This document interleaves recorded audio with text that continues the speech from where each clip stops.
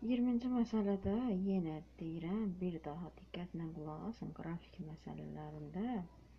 Yuxarıda baxın, sizə nə verib? 100 millilitr suda sənin nə qədər maddən həll olacaq qramla kütləsi. Və bu 30 da qramdır, 18 də qramdır.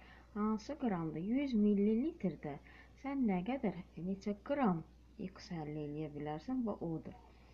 Bu isə dərəcələrdir. Yəni 20 dərəcədə yəni baxanda sən 20 dərəcədə temperaturda 100 millilitr suda 18 qram maddə əldə edə bilərsən.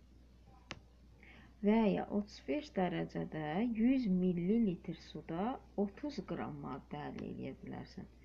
İndi bizə deyir ki, 35 dərəcədə 200 millilitr suda nə qədər X maddəsi, yəni neçə qram X-in görürsünüz kütləsi, neçə qram X həll eləyə bilərik. İndi həll eləyək. Mən qrafikdə 35 dərəcəni tapıram.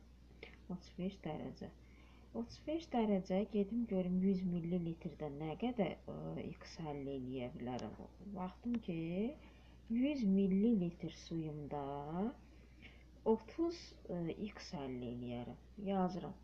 100 millilitr suda, bu suda 100 millilitrdə, görürsünüz 100 verib də sənə qrafikdə. 30 qram maddə həll eləyirəm. Həmin bu dərəcəni məsələ həllində istifadə eləmirsiniz. Yəni vurma bölmədə. Amma belə baxmaqda mütləq istifadə eləməlisən ki, görüm 35 dərəcədə mən 100 millilitrdə neçə qram maddə əldə 30.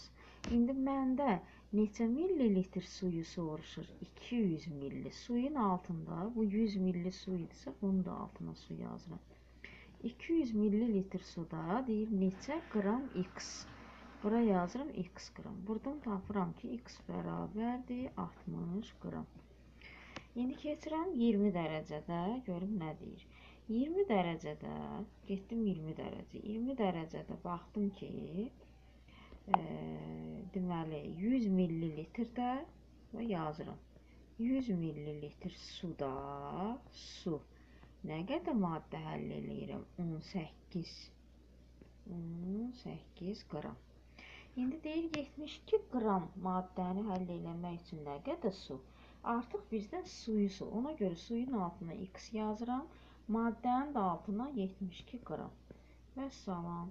Buradan da tapıram ki, 18 ilə 72 ixtisar gedir. 4 də 100-ə vuranda X də bərabərdir. 400 millilitr su və 400 qram su lazımdır.